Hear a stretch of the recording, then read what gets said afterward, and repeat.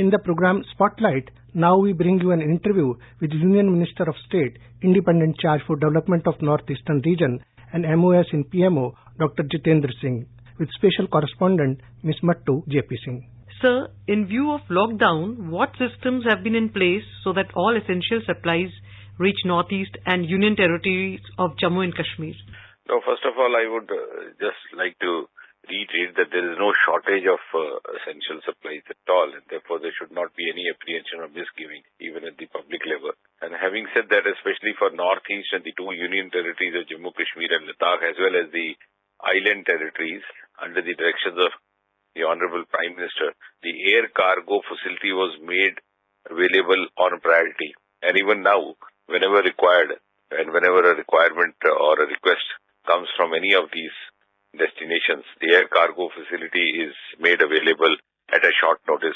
And depending upon the nature and the quantum of the consignment, then it's either the Indian Air Force or the Air India which gets into service.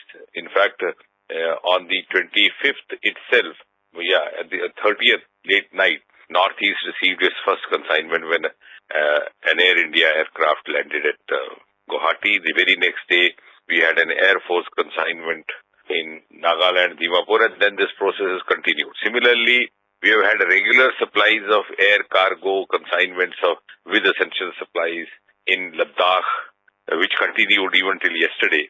And of course, since yesterday, they have also opened the road link through the Zojila Pass, which normally remains closed during the winter months and resumes only somewhere towards the end of April or May. But considering the situation that we are going through, that was opened up earlier, for which, of course, the Border Roads Organization also deserves to be complimented. Similarly, Srinagar has been receiving regular supplies. We had an air cargo flight yesterday also.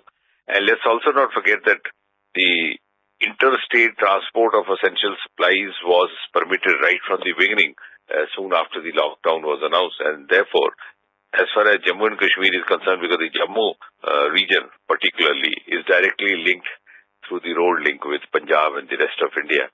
And till yesterday also, there were as many as about 12,000 or more truckloads through road crossing in through the Lakhanpur entry point, which happens to be the gateway between Punjab and Jammu Kashmir. So there has not been any dearth or any shortage of supplies at any point in time. And we have sufficient store of supplies both in the northeast as well as in Jammu Kashmir, and so also in Ladakh. And even if there is any specific requirement, we have an arrangement in place to meet it or respond at a very short notice. It could be even late hours in the evening or during night. What has been the impact of lockdown on international borders in these regions?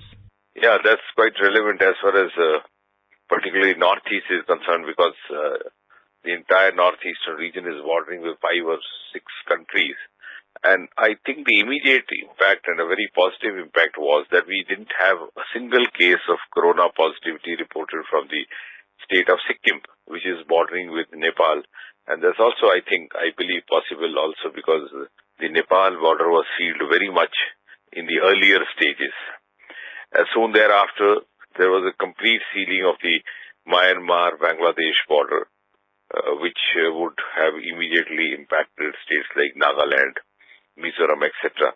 And I think there's been a huge impact. That's the reason we have been able to contain the corona positive cases. In fact, we have had only, in the entire 8 states, we have had only 31 cases as of today, out of which majority of them, maybe 26 or so, are reported from Assam, because Assam is directly linked with the rest of India, and it also had an inflow of the Tablighi followers and the other contacts. And there are number of states which have not reported a single case.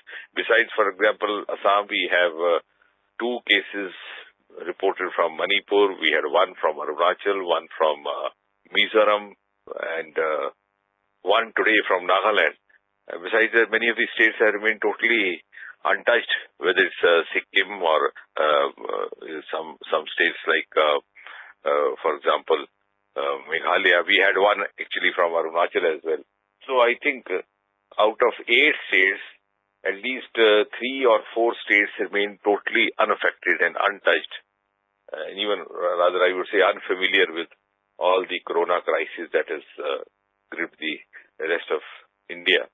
So that has been to a great extent possible because of the effective and a very strict sealing of the international borders, which could have actually encouraged more number of cases becoming positive and could have increased the prevalence. Regarding health infrastructure, sir, in the Northeast, what are the projects we are looking at?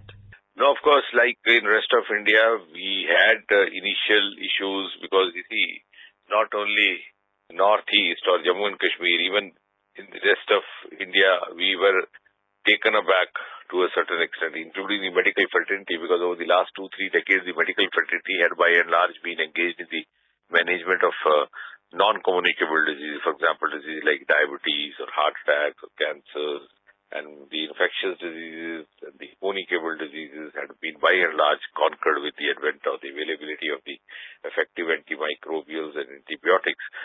So gone were the times when we had number of infection epidemics happening in India one after the other, whether it was plague, whether it was tuberculosis, whether it was cholera. So to that extent, even the medical fraternity had to gear up. But this is a reflection of the immense capacity of India's health structure, which has now been acknowledged by the rest of the world as well, that we could reorient ourselves to the new requirements of health management overnight, whether it was the practice of the non-medicinal methods of maintaining hygiene, social distancing, etc.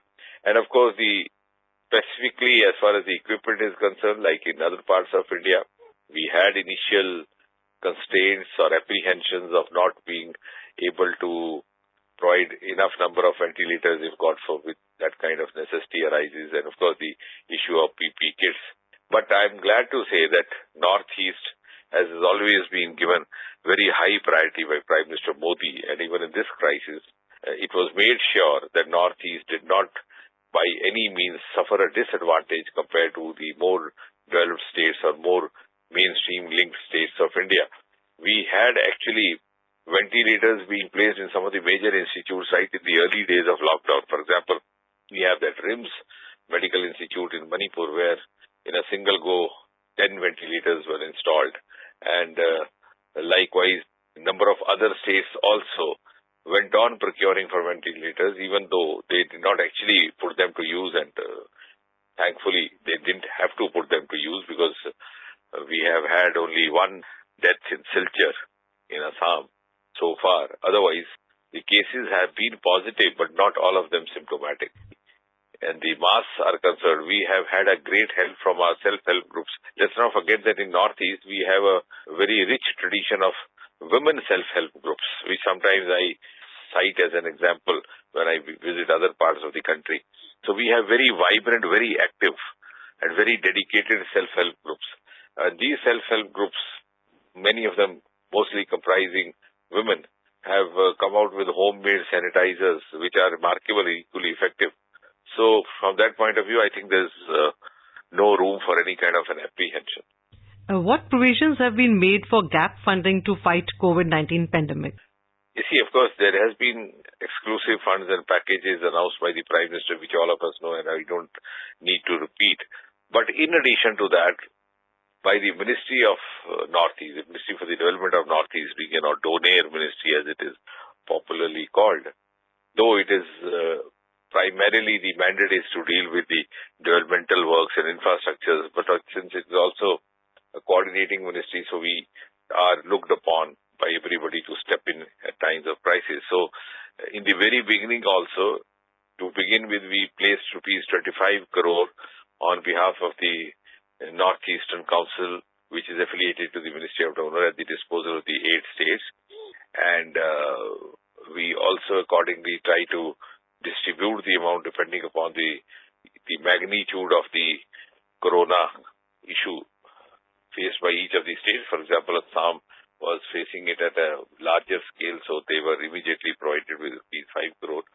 In addition, we have in the Northeast infrastructure funding scheme, sector which is devoted purely to the health sector. And we made required amends so that any of the states in Northeast could avail of that entire health fund for purpose of corona, and that would be made available to them immediately. In addition, the Northeastern Council headquarters in Shillong, which is a headquarter with a legacy because it is since the times when Assam was the Shillong was the original capital of Assam, the undivided Assam. That headquarter complex itself has been converted into a kind of a control room. And I think, in fact, much of the funds that we have made available to the Northeastern states have not been even fully utilized. The funds which have been made exclusively for the corona purpose, which in itself is a healthy sign to the extent that they possibly didn't require to do that. In fact, I was just before this phone call, I was speaking to some of the authorities in Assam and telling them that you still have a lot of money pending in your kitty, which has been donated by the Ministry of Donair, which you are required to use for corona purposes. And if you don't, then it would not be there in your exchequer, it will go back. So just give it a serious thought if you have any other requirements where you could actually spend it. So same way we were speaking to the authorities in Manipur where they have had 2 corona positive cases. So in other words, I think we can sufficiently conclude that the funds which have been made available to the Northeastern states from various sources are in fact more than adequate, and as of now, even those funds have not been fully utilized. Sir, masks are now compulsory, and sir, what do you see the effects of wearing masks and social distancing taken together to fight this pandemic? No, as far as social distancing is concerned, as you would have seen even in the rest of India, there were initial problems about actually understanding what it is all about. So I would rather put it that it's not social distancing, it is physical distancing, because you can still socialize by other means of communication which are now available in abundance. So it took some time for people to understand what it was all about, because as I said, it was a new experience for India like for the rest of the world.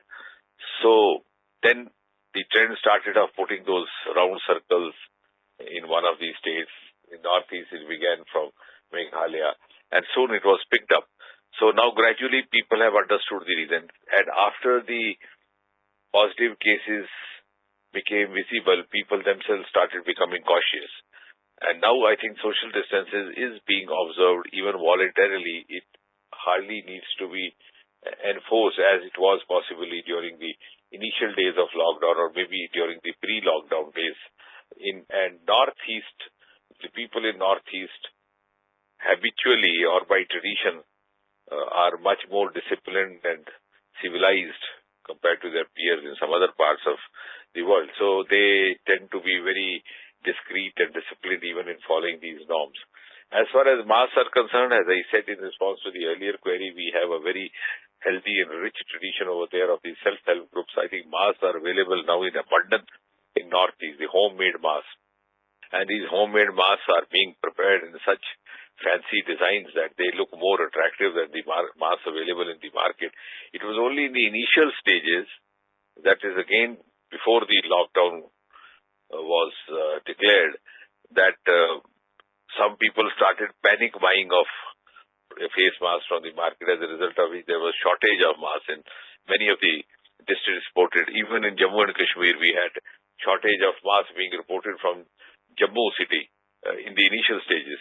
But later on, it was realized, and the people are also educated, that they don't necessarily require those N95 masks. They just have to avoid a droplet falling from the other person. And they could also realize the option of having homemade masks. And therefore, now that issue is now, I think, overcome by and large. People now do not have to face shortage of masks. Thank you, sir, for joining us on the program. You are listening to an interview with Union Minister of State, Independent Charge for Development of Northeastern Region and MOS in PMO, Dr. Jitendra Singh, with special correspondent, Ms. Mattu J.P. Singh. This program was produced and presented by the News Services Division of All India Radio. This program is also available on our website, newsonair.com. You can also follow us on the News on AIR app for updates. You may email your opinion about this program at airnsdtalks@gmail.com.